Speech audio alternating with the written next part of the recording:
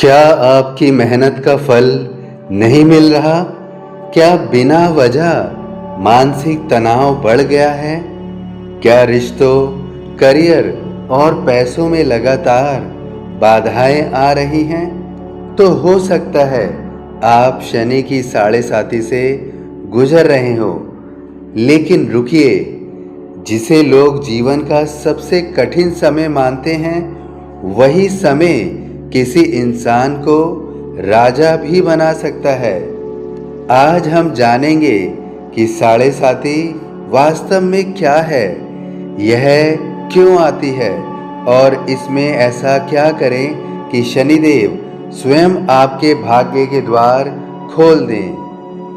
इस तथ्य को पूर्ण रूप से समझने के लिए वीडियो को अंत तक अवश्य सुनिएगा। साढ़े साती का नाम सुनते ही लोगों के मन में डर पैदा हो जाता है। किसी ने कहा नौकरी चली जाएगी, किसी ने कहा धन हानि होगी, किसी ने कहा परिवार में समस्याएं बढ़ जाएंगी और धीरे धीरे व्यक्ति हर छोटी परेशानी का कारण साढ़े साती को मानने लगता है। यही सबसे बड़ी भूल होती है। सच्चाई यह है कि शनि किसी को बर्बाद करने नहीं आते, वे केवल हमारे कर्मों का हिसाब लेकर आते हैं। जो व्यक्ति इस सत्य को नहीं समझता वह डर में जीता है। जो समझ जाता है वह साढ़े साती को अपने जीवन का सबसे बड़ा गुरु बना लेता है। ज्योतिष के अनुसार जब शनि ग्रह जन्म कुंडली के चंद्रमा से 12वें, प्रथम और दूसरे भाव में गोचर करते हैं, तब लगभग 7.5 वर्षों का काल बनता है, जिसे साढ़े साती कहा जाता है। क्योंकि शनि हर राशि में 2.5 वर्ष तक रहते हैं, इसलिए जब वह प्रथम, दूसरे और 12वें भाव में 2.5 वर्षों तक रहते हैं, तो यही 7.5 वर्षों का समय बन जाता है, जो कि साढ़े साती कहलाती है।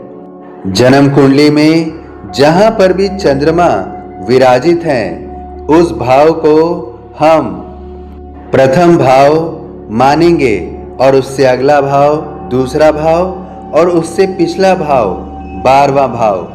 जब इन तीनों भाव में से एक एक करके शनि गोचर करते हैं, तो यही समय जो होता है, यह शनि की साढ़े साती का समय होता है।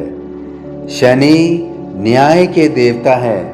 वे यह नहीं देखते कि आप कौन हैं, वे केवल यह देखते हैं कि आपने क्या कर्म किए हैं। यदि व्यक्ति ने जीवन में अनुशासन, सत्य, परिश्रम और ईमानदारी को अपनाया है, तो साढ़े साती उसके लिए उन्नति का समय बन सकती है। लेकिन यदि व्यक्ति आलस्य, छल, अहंकार और अन्याय में लिप्त रहा है, तो शनि उसे उसके कर्मों का परिणाम दिखाते हैं। इसी दौरान व्यक्ति के जीवन में कई परिवर्तन आते हैं, जैसे पुराने मित्र दूर हो सकते हैं, नौकरी या व्यवसाय में बदलाव आ सकता है, आर्थिक दबाव बढ़ सकता है, मानसिक परिपक्वता विकसित होती है, जीवन की वास्तविकता सामने आती है। शनि का उद्देश्य सजा देना नहीं है, उनका उद्देश्य व्यक्ति को मजबूत, जिम्मेदार और कर्मयोगी बनाना है। यही कारण है कि साढ़े साती के बाद बहुत से लोग पहले से अधिक सफल और स्थिर बन जाते हैं। अगर इसे आध्यात्मिक दृष्टि से देखें तो साढ़े साती आत्मा की परीक्षा है। जब जीवन में सब कुछ अच्छा चल रहा होता है, तब व्यक्ति ईश्वर को भूल जाता है, लेकिन जब संघर्ष आता है, तब वह अपने भीतर झांकना शुरू करता है। शनि हमें बाहरी दुनिया से हटाकर भीतर की दुनिया से मिलाते हैं। वे पूछते हैं, क्या तुम्हारा विश्वास केवल सुख तक सीमित है? क्या तुम कठिनाइयों में भी सत्य और धर्म के मार्ग पर चल सकते हो? साढ़े साती अहंकार को भी तोड़ती है। यह हमें सिखाती है कि शक्ति पद में नहीं, धन में नहीं, बल्कि शक्ति जो है वो धैर्य, संयम और आत्मविश्वास में है। कई संतों और महापुरुषों ने जीवन के कठिन समय में ही आत्मज्ञान प्राप्त किया। इसलिए साढ़े साती को केवल ग्रहों का प्रभाव नहीं, बल्कि आत्मिक जागरण का अवसर भी माना जाता है। यह समय हमेशा जातक को मजबूत बनाने के लिए आता है। अब सबसे महत्वपूर्ण प्रश्न कि आखिर शनि साढ़े साती का समाधान क्या है? शनि साढ़े साती में क्या करें?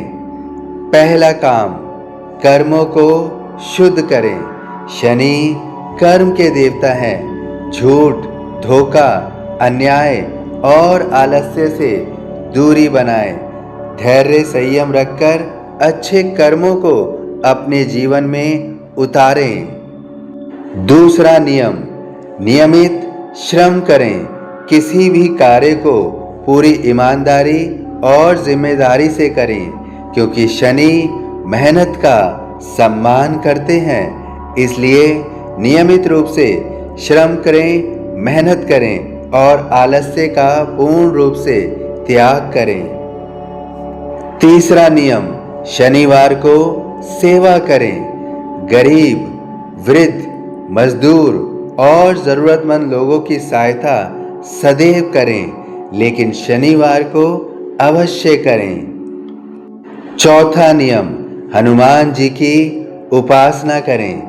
हनुमान चालीसा का पाठ मानसिक शक्ति प्रदान करता है। इसलिए जब भी शनि साढ़े साती चल रही हो तो हनुमान चालीसा का पाठ नियमित रूप से करें। पांचवा नियम, धैर्य बनाए रखें। शनि साढ़े साती में जल्दबाजी अक्सर नुकसान देती है। इसलिए निर्णय लेते समय जल्दबाजी ना करें, बल्कि निर्णय सोच समझ कर लें। धैर्य बनाए रखें। छठा नियम, क्रोध और अहंकार छोड़ें। शनि विनम्रता पसंद करते हैं। जितना अहंकार कम होगा उतना मार्ग सरल होगा, और जितना जातक विनम्र रहेगा उतना ही शनि साढ़े साती में उसकी कठिनाइयाँ कम होंगी, या अगर कठिनाइयाँ होंगी भी तो उसको शक्ति प्राप्त होगी ताकि वह उन कठिनाइयों का सामना कर सके। इसलिए क्रोध और अहंकार को सदा के लिए छोड़ना है और विनम्र बने रहना है। सातवां नियम, ध्यान और साधना करें। प्रतिदिन कुछ समय ध्यान में बैठें। मन जितना शांत होगा, शनि का पाठ उतना स्पष्ट समझ आएगा। ध्यान में अपनी सांसों की ओर पूर्ण रूप से ध्यान केंद्रित करें। अपनी सांसों को महसूस करें। ऐसा नित्य प्रतिदिन अवश्य करें। इससे जातक का मन शांत होगा, सही और गलत का एहसास भी होगा। स्मरण रखिए, शनि साढ़े साती कोई अभिशाप नहीं है। यह शनिदेव का वह विद्यालय है जहां आत्मा को मजबूत बनाया जाता है। यदि आप सत्य, परिश्रम और धैर्य का साथ नहीं छोड़ते तो यही साढ़े साती आपके जीवन की दिशा बदल सकती है।